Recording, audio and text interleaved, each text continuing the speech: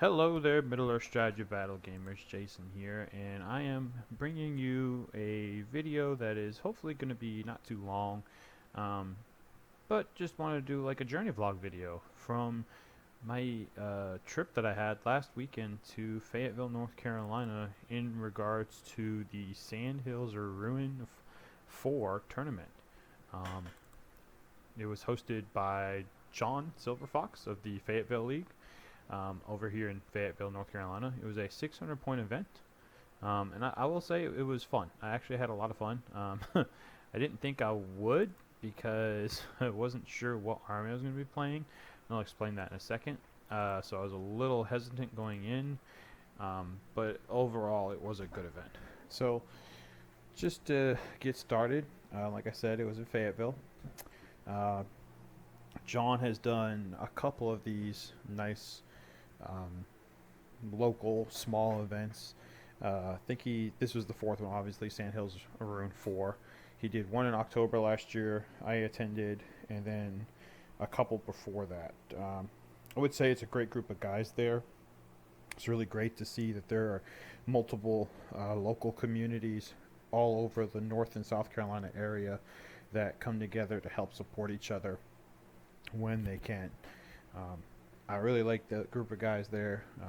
I think, honestly, I think I like all the groups in North Carolina and South Carolina. We're all really good folks, and good supporters of the game. So, but yeah, into the game, into the event, because that's what you guys care about. That's all you want to hear. That's all you want to hear. I don't blame you.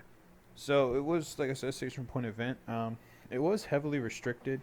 I think the theme of the event was something around like having a 600 point trying to think of it like a scouting force. So like your whole army was supposed to be based off of like a scouting force, and I think he's working up to like being an overall narrative to the event, uh, to all these events. So like they're leading to something big. I'm not exactly sure if that's the goal. I'm assuming that's the goal because that's kind of how what John describes it when he speaks of it. At least that's what it sounds like to me. So um, I think that's kind of where he's going, and it would be cool to see it play out that way. I'm thinking maybe the next one's going to be a big one, but there were some restrictions, like I said.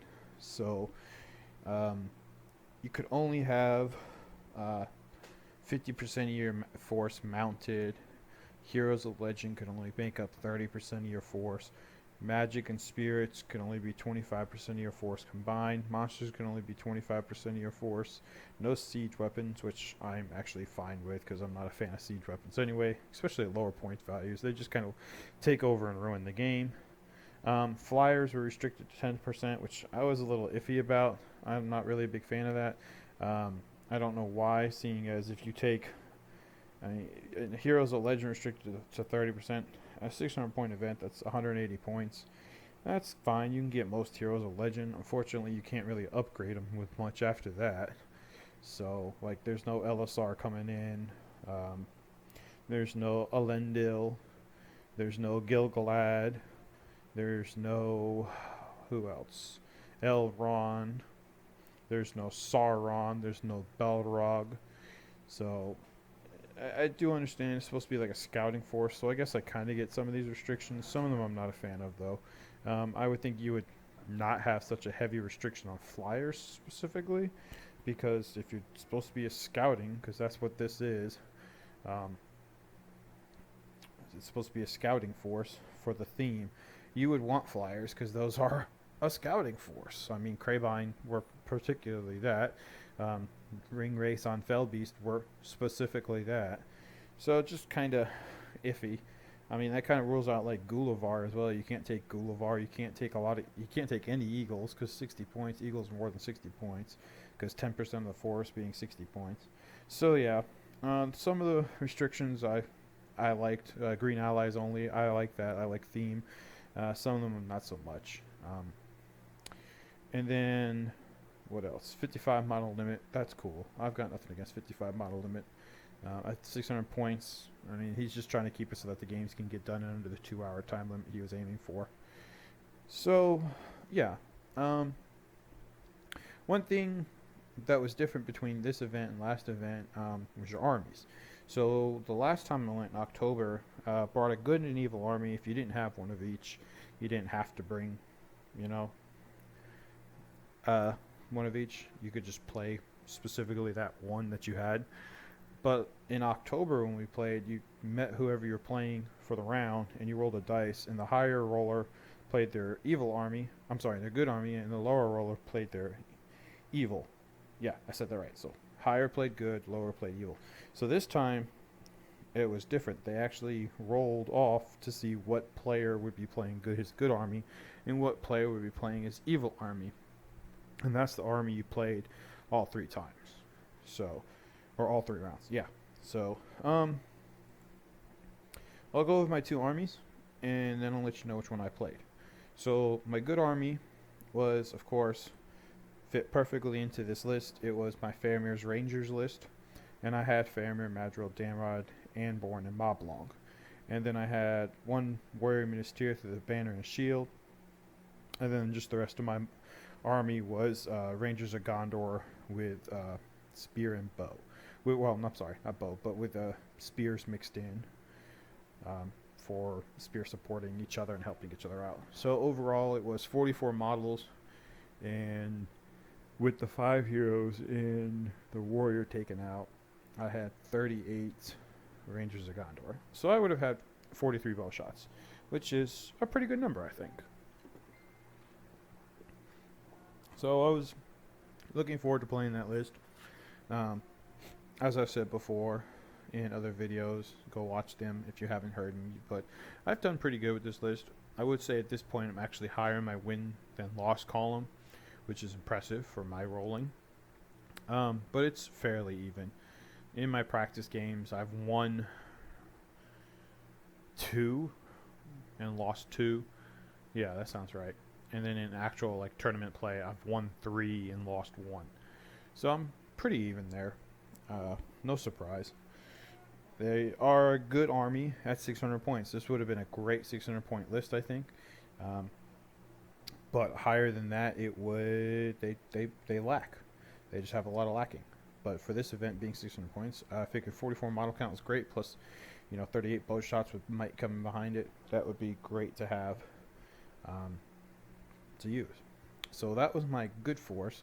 My evil force, I decided to play an army I've never used before in an event, and I was originally going to do Dunland and Isengard, but I took them out and I played a test game with them. Excuse me, sorry. Got a little something in my throat. And I did good. It was the battle report I had against Joe. And they were fun. I didn't feel like playing them that time, so I decided to try something else. I went ahead and submitted Corsairs at Umbar to play, and I will say that I had a very heavy, what do you call it? Very very heavy-hearted loss in practice sessions with those. And played 2 games and got completely destroyed, and it made me go, I don't want to play these guys at all. So I actually tried to switch out, but it was too late by that point because the submission date had passed, and I tried to switch to Dunland for a different army, but alas, that was not to be, and I stayed with Corsairs of Umbar. So Corsairs of Umbar was the list I took, and it consists of Dalimer, Fleet Master of Umbar, Dulgamar, Gate Master of Umbar, 2 Corsair Bosuns with shield, and then in Dalimer's warband I had 2 Corsairs of Umbar with spear and shield, 1 Corsair of Umbar with shield, 3 Arbalesters. Dulgamar had 3 Corsairs of Umbar with shield and spear, and 3 Arbalesters, and then the 2 Bosuns had the exact same makeup for their warbands, and it's 3 more Corsairs of Umbar with shield and spear, 6 Reavers each, and then 3 Corsair Arbalesters each. So for a total count of 40 models. So 12 Reavers, 12 Arbalesters, and 12 Corsairs of Umbar, with only one of them not having a spear because I didn't have the points. and then my 4 heroes. So in my practice games with them, um, I'm not gonna count the, what do you call it? We did the narrative battle report scenario for the rating of Polar Gear. I'm not gonna count that. I feel like that was kind of tailored for Corsairs to win. If you go back and you watch it and you read through it, I think they definitely have an advantage with not only more models but higher points counts as well. Um, so that is definitely one that I think they were supposed to win.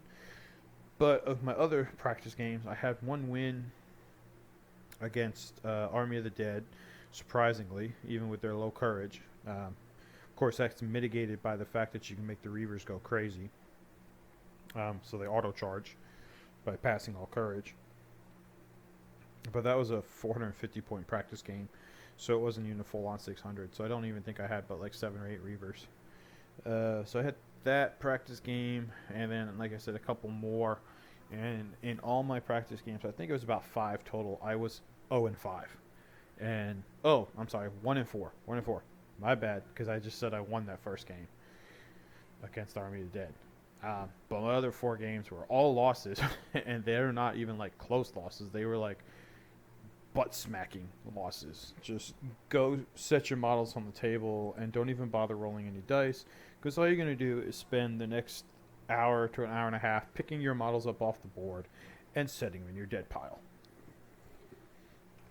And that was made even more clear in my 2 last practice games going up. So, like I said, I tried to back out and switched to Dunlin, but by that point it was too late.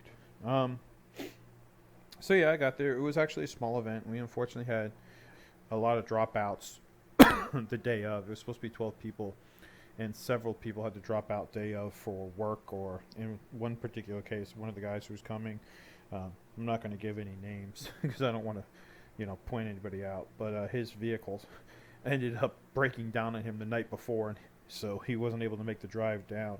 It really stunk. I was looking forward to seeing him. Good buddy, good friend of the Carolinas, good friend of mine. So if you're watching this, sorry you couldn't make it, buddy. Sorry your truck stunk on you. It does happen, though. I can understand that feeling only too well.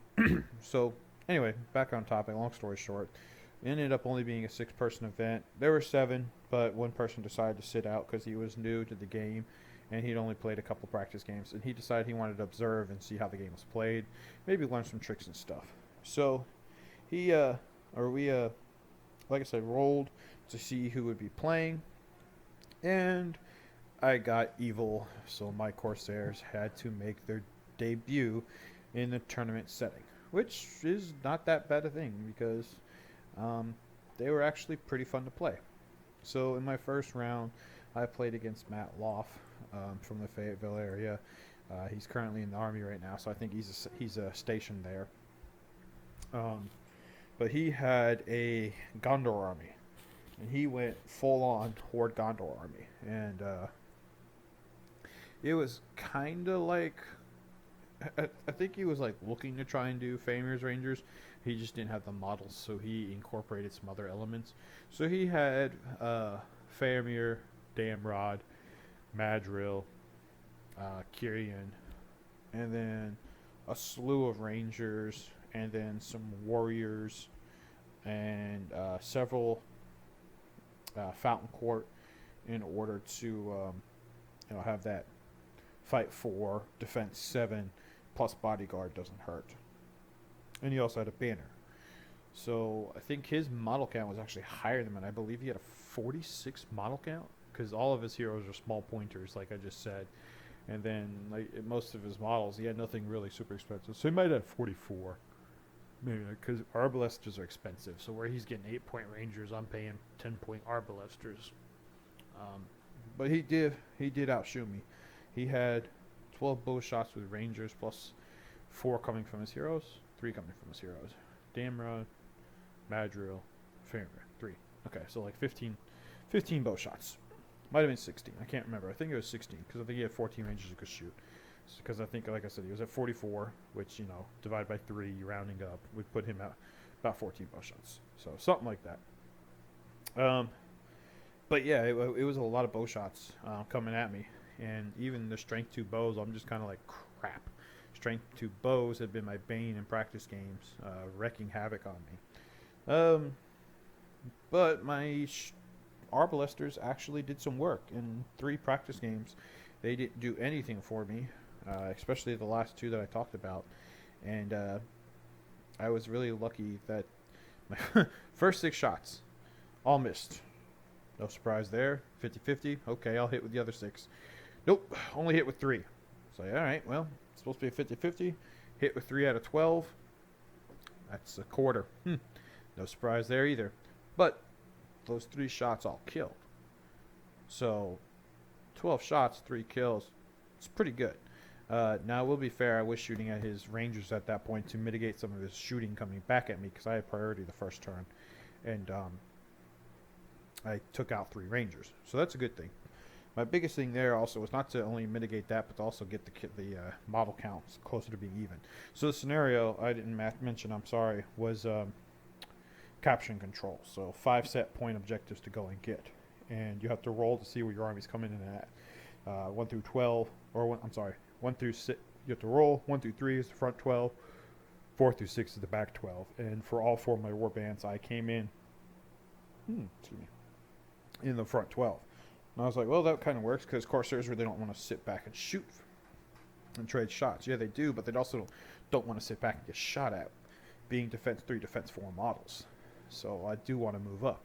So I spent the first turn just kind of moving my guys around, trying to get in a position to go grab some objectives. Obviously grabbed the back objective right away. Was able to stand on it with several of my arbalesters and 2 of the 3 that I left on there.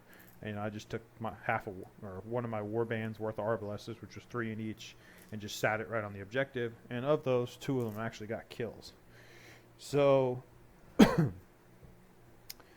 did that. Couple turns of maneuvering, couple turns of swapping shots. His shooting did nothing. All his bow shots he had. I don't think we got into combat till later on. I actually switched tactics up because my shooting was doing so well. So after killing 3 guys in the first round, I killed 4 in the second turn of shooting, and that was 1 more ranger but 3 warriors. So now I'm picking off defense 6 guys, defense 7 when they're in shield wall. So that was really cool that I was able to do that. And I'm sitting there going, okay, I've got a 7 kill. I'm up by plus 3 models right now in the model count. So I started kind of playing it a little more relaxed, a little more cautious, which is usually my forte anyway. I'm not really a rush in heads first type guy, even with superior models. Unfortunately with these guys, yeah, I got 40 models, but he had more than me, and 12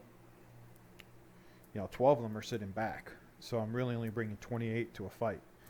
And yeah, it worked. I pushed heavy on my right flank, sent a small warband to my left, basically bosun, and then his complement of reavers and spear supporting guys. So long story short, it was a good game. I was able to completely win the right flank and then push the middle. Delgamar was able to move up, push the middle, kill 3 guys, 1 heroic combat, and then go plant himself on the middle objective and not be contested at all. And then I was able to, as I won the right flank, I sent 3 warriors and an arbalester or 2 towards the back objective to grab it. And I'm glad I sent the extra guys because my first turn I only spent 1 warrior, and in subsequent movement he sent 3 of his own to challenge that 1 warrior who was actually shot and killed by his shooting. Unfortunately, his shooting didn't do very good, as I said earlier. He only got 1 kill against me, or 2 kills against me in shooting, I believe. And that was one of them. So it was a fun, good game. Final score, I had 4 objectives to his 1, and then I broke him. And I also ended up in the last turn, the bosun. I mean, my man of the match in that situation was actually my bosun on the left flank. Because even though the bosun's warband was decimated, the throwing daggers from that warband and from the bosun really did a lot of work. And I was outnumbered 2-1 and lost that entire warband except for the bosun and like maybe 2 or 3 reavers, if that. But even being outnumbered So I think I had 7 guys. So he had about, I'd say at least 14, somewhere in the 12 to 14 mark against my 7, and I was able to hold that flank, and do a good job of holding it. And the bosun just didn't go down. I mean, he brought, was it Madrill? No, not Madrill. He brought Fairmere. He brought Warriors. He brought Fountain Cart, all against, what's his name? The bosun, who's only fight 4. And unfortunately, his dice rolled dead cold. I mean, I'm sitting there playing and just rolling hot 6s all day, which never happens to me. And I'm just like, wow. And then he's rolling 3s and 4s. And I'm like, oh, dude, you're rolling like I do. And he didn't believe it. I was like, bro, just go watch your battle reports. You'll see. And but he would have like 6 guys against the bosun. He'd roll a 5 high or a 4 high. And I was like, okay. I'd roll my 2 with the bosun and be like, oh, well, I only got a 4 high. Oh, but the bosun's a banner. He can banner himself. So I'd banner it and get a 6. And he wouldn't have the might available in order to, win it. And, I mean, he won 1 and dealt 2 wounds, but I was able to save it with the bosun's 1 point of fate. And I'm glad I did, because if I hadn't, he would have taken that flank over very well. And I wouldn't have been able to get in there with the time that was left. But yeah, so he had 2 objectives, and I actually dealt a wound. That's the other thing, is the bosun actually dealt a wound to Fairmere that he couldn't prevent. So I got a VP for wounding Fairmere, for breaking him, and then for having 4 of the objectives was 8, so I had 10. And then this event, if you had a fully painted army, you got 1 bonus VP as well. So it was a 11-3 win for me. He got 2 for having the objective and 1 for breaking me, because we were both broken by the end of the game. So yeah, I was like, okay, that was pretty impressive. But not trying to be a jerk or anything. Matt is a new player, like I said. If it was a smaller event like 400, he probably would have gone full on Rangers of Ithilien, because he said that's what he's been working and practicing with, was Rangers of Ithilien, and slowly working up. So I won, but I don't. It's not like I'm gonna gloat. It was a new player, and I tried to do what I could to help coach him along. Probably failed miserably at that. The biggest thing I could coach him and say, don't roll like me, but he did all day. So, round 2, I played against Ray Mack, and Ray had a Isengard force that consisted of Vrasku, Bahur, Shaman, Lartz, a drummer, a banner, and then Urkai Marauders, which are the scouts, just upgraded to move 8 inches, and then just some warriors with like shield and warriors with pike. So he had a 32 model cap, and we were playing, I don't remember the scenario. It's not hold ground. It's not, maybe it's capture and hold or something like that. Hold and I don't know. It's the one where there's 3 objectives across the center, and you are supposed to deploy in opposite corners, and then go for the center, or go for the objective. And if you can get the center one, it's worth more points. If you get the outer ones, it's worth fewer points. So just 1 right there, dead center, and then 2 more, 1 on either side, equidistant from the board edge in the center. So that's, 4 foot 24, 12 inches apart, something like that, if I'm doing my math right. I don't know, I'm tired. It's Friday. Been up early. So we didn't do the alternating deployment for the corners. They went ahead and just did a event thing where they wanted to play the scenario, but they didn't want to have the craziness of people moving back and forth from one corner to the other corner as well, especially with like COVID. Just don't need to do a lot of extra moving. You can kind of just stay on your side and play. So we just did it was a standard 12-inch deployment from the back half, kind of like to the death. So they called it what do they call it, spear wall deployment or something like that. They got like their own little fancy name for it, which made sense. So yeah, we deployed on our 12-inch side, and I kind of deployed to the left. He deployed to the right, and I just slowly matriculated my guys up, and I was playing a really cool board, trying to get some photos involved in this so I can show you. And I think I have one. I can see if I can get it to line up right now when I'm talking. And it was played right. I kind of deploy. It's a ruined building or a ruined city, and there's a road running up the middle that comes to a T. So I just, but it's at a diagonal. So I just moved diagonally up the road to the middle. Went and sent like 3 or 4 warriors to go hold the one objective, just because of the low courage. If I were to break, I have a better chance of passing courage check with, I think they're courage 2, Corsairs and Bar. They might be courage 3. Either way, it's low courage. And I had to keep my Reavers close. So it's not like I'm going to send them, obviously, because I don't want to send them away from the bosun and do a courage check and end up failing and killing my own guys. But he did a march and sounded the drum in the first turn. So he went 14 inches and he just moved from his side. So I deployed like to my left.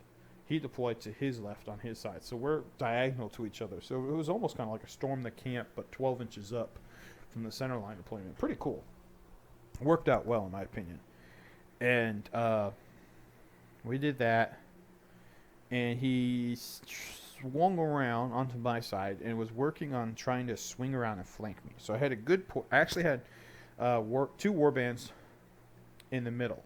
And I had Dalamir and a bosun, and then 2 warbands to the left, and those were the ones coming up the middle, the road. And I was able to set myself up in a position. I could see he was trying to flank me, and I just set myself up in a position where I was able to go ahead and pin him in and keep him from bringing his numbers. Because the strength 4 of the Uruk-hai against my defense 4 guys, I was terrified of. I knew they'd be killing me on 4s. I knew it would be a slaughter fest. So, lucky for me, he actually brought his marauders in first. And those defense 5 guys, 8-inch movement, but they're defense 5 because they're just scouts. My strength 3 guys actually wound him on 5s. And not only that, but their strength 3 throwing daggers wound on 5s as well. And I will say this, my shooting with my crossbows was not super deadly. My shooting with my throwing daggers, holy cow. I think I had 4 kills with my crossbows. Because I did get it lined up where my first turn I was able to just take 3 shots straight through a doorway into a couple of his warriors and pick them off. 2 of my 3 shots hit and wounded. So I was like, cool, that's really good first start for shooting. And then in the subsequent turns, I just was in a position where I could charge in. I charged in with Dalamir, throw a throwing dagger, kill. Okay, cool. Charge the next guy. Charge in with a warrior with a Corsair of Bar, which is just a warrior for simplicity's sake. Throwing dagger, kill. Okay, cool. Charge in with another warrior, throwing dagger, kill. Okay, now this is getting ridiculous. I mean, by the time we finally got into combat, like true combat, where the majority of our troops are like locking swords and shields, I probably had killed about 12 guys in shooting, and nine of those were from throwing weapons. So my throwing weapons were ridiculous that game. And I actually remembered to maximize their usage. See, the thing with the Reavers are cool, but if you charge in with them first and then support with the spears, you can't throw the throwing dagger. Okay, you can, but you have a very good chance of hitting your Reaver and killing him. I mean, 50-50 chance to hit your own guy, 50-50 chance to hit, 50-50 chance to hit your own guy, 50-50 chance to kill your own Reaver, because Reavers are defense 3. So I was sending in my warriors with spears and shields first and letting their throwing daggers do their thing. And then if they got a kill, I charge them in or send them to support. So like the first turn, like I said, I sent Dalamir into combat, killed a guy, sent a spear guy, he killed a guy. All right, so I just finished movement, spear supported Dalamir. So Dalamir's now got 4 attacks in that fight with 2 points of might. And a banner, because I got a bosun nearby. But it was a good game. Another hard fought one. I was able to pin down and trap his Lurtz in a corner, because he had like 4 or 5 guys trying to come up an alleyway that was only 2 bases wide, and I just sent like 3 guys over there, and the only thing I did was shield. Didn't even try to strike, didn't do anything like that, just sent 3 shield guys over there and shielded, and just got lucky. His dice rolls were again really poor in the first couple turns of combat, and my dice rolls were really good. By the end of the game, they started equalizing out, but by that point, it was too late.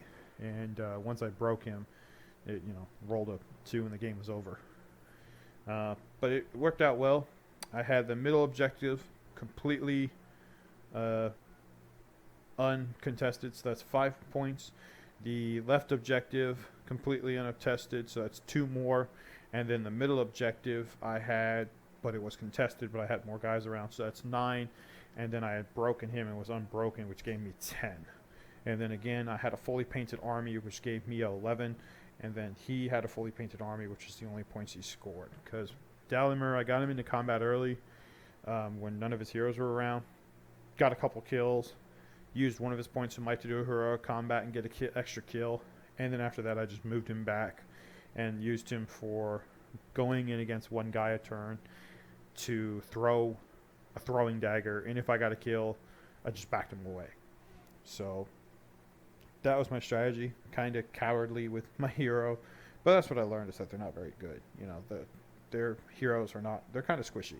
Defense 5, fight 5. Actually, I think Dalimer's defense 4. It's ridiculous. And 2 points of might. That's it with your main guy who's a hero legend. Okay. Well, it's cool he's got 3 points of fate, but when everything's wounding you on at least 5, ouch. So yeah, it was a good game. So that set us up for round 3, and I played against Drew Majors, and he was playing a Mordor list, and this was Storm the Camp, but altered it, but again altered, because they like the scenarios, but they didn't want to have like the crazy deployments and stuff like that. So Storm the Camp is, you deploy in the 12-inch from the corner and then try to get your opponent's camp. Well, 2-hour games, you're very unlikely you're going to get across the board. Actually, I think it was less than 2-hour games because it's a 600-point event. So that was a scenario where they changed it. So it was start from your camp and get to the middle. So kind of hold ground. Storm the Camp deployment with hold ground victory conditions, which was cool. So he had no shooting in his list. Very high model count. I think again he had 44, so I think again he had more models than me. But it was just it was a completely perfect Mordor army, exactly what you expect. Gothmog on a warg, Zagdush, Goroth, a shaman, and a banner. So got that fury up there early, of course. And then we just started moving to the center. I had March, but I decided that since it's a 6-inch range to get to the middle, I was like, I'm not going to use March yet. I'm just going to kind of move my guys and go from there. See if I can set myself up and be in a position to take a turn or two of shooting with Marvelesters. And that's ultimately what ended up happening. By the end of the second turn of movement, moving full out, I was in a position where the next turn I could move the rest of my army full out and not, have overlapping fields of fire against my own guys. My guys wouldn't be in the way. And it actually worked out perfectly because I didn't get the third turn priority. Drew did. So he had to move first, which let me react. And I'm a good reactor. I'm not a very good predictor. And I was able to react to his movement and had a perfect volley lane with I think 9 guys and just let loose. And, the strength 4 bows against defense 5. You're winning on 5s. Of my 9 guys, I hit with 6 of them and then wounded and killed with 4. So that was a great first turn of shooting. Second turn of shooting was very similar. I think I only had 6 shots, hit with 3 of them, and killed with 2. So you're talking 6 guys dead in 2 turns of shooting. It's pretty good with a combined shot of 15.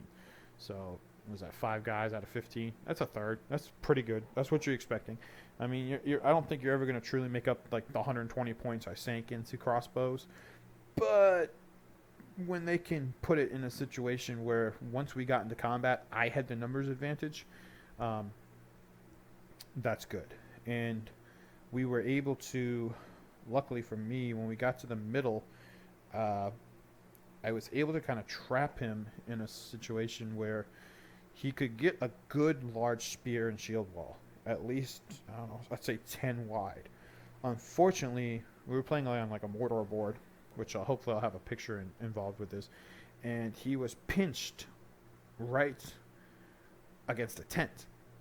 And being pinched against that tent, he couldn't bring the rest of his shield and spear wall to bear to wrap around. Because that's how you want to do a shield and spear wall. You want it, especially for Mordor. Because he was playing all Mordor orcs, no Moranus, just Mordor orcs. And that's what you want, is to be able to, swoop around and get the numbers advantage. And since he couldn't do that, I was outnumbering him. Most of the time, 3-2, 2-1, 3-1, depending on the situation. Because that was actually a game where my first turn of combat, I had the priority, or I didn't have the priority, and he moved up, and I was able to just pick a turn of combats. And I charged in with all my spears, my warriors with spear and shield, using their throwing daggers, and I think I picked off like 4 guys in my first turn doing that, and then moved my reavers in. So the next turn, my reavers are already in front or next to my throwing spears, and at that point it's like, okay, this is a shield and spear wall of defense 5, I'm defense 4, defense 3, I need to just stack dice and kill, because we're both wounding each other on 5s, and for his situation, he could be wounding me on 4s with his strength 3 against my defense 3 reavers. I didn't use my craziness too much in this event, just because I realized that it can work against you, since you have to, if you go crazy, you have to charge the closest guy. So you have to charge the enemy, you have to charge the closest enemy. That's the key to that. And that can kind of bite you in the butt, especially if you're trying to go get a reaver to move 6 inches away, but you got an enemy 4 inches away.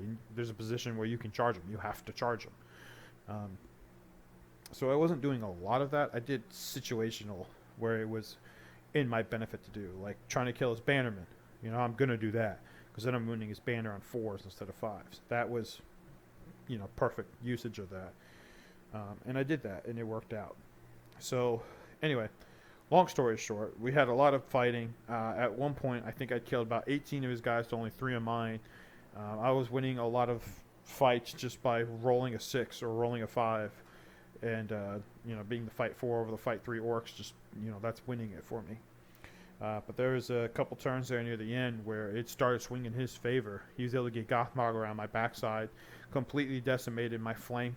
That was consisting of 3 reavers and 6 arbalesters. And I lost that flank in about 2 turns from him having not only Gothmog doing heroic combats, but also a warg rider heroic combating with him in order to bounce on a couple guys. And my reavers did good. They held the flank. Like I said, I had 3 of them over there, and they held the flank for several turns against about 8 orcs. But outnumbered 8-3, there's only so many 6s you can roll before, unfortunately, you're just not going to roll a 6. And I mean, like in the first turn, all 3 of them won on 6s, and all 3 of them got kills.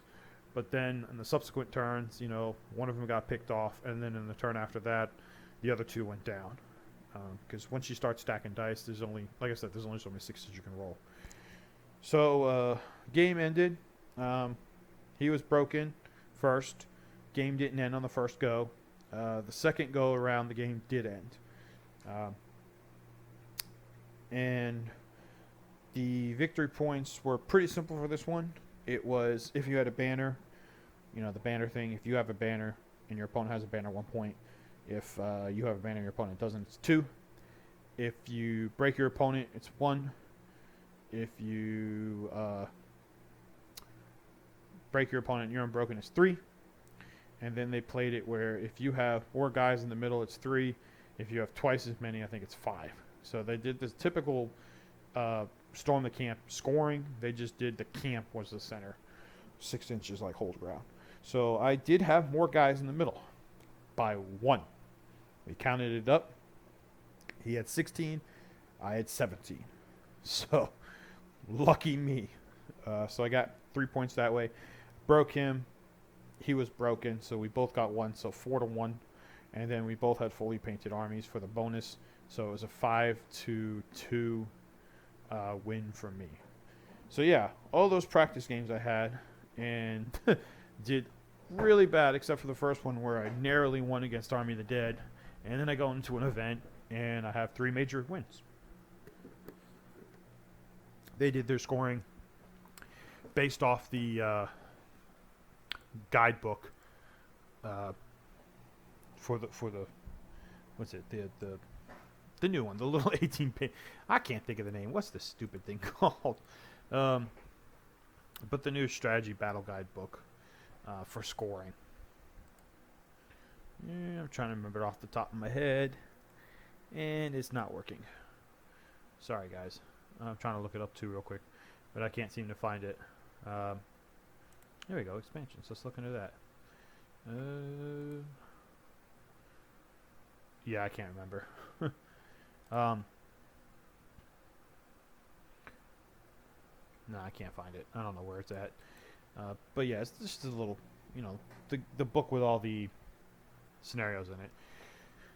So, and then that one just says that it's like, a win is 3 tournament points, a draw is 1, and a loss is 0. And then, I don't even think they were doing major minors or anything like that, to be honest with you. Let's see, I have the tournament packet right here, so I can tell you. So, scoring. Where's scoring at? That's the question. There we go. Yeah, so win was 3, draw was 1, loss was 0. So they weren't even doing major minors.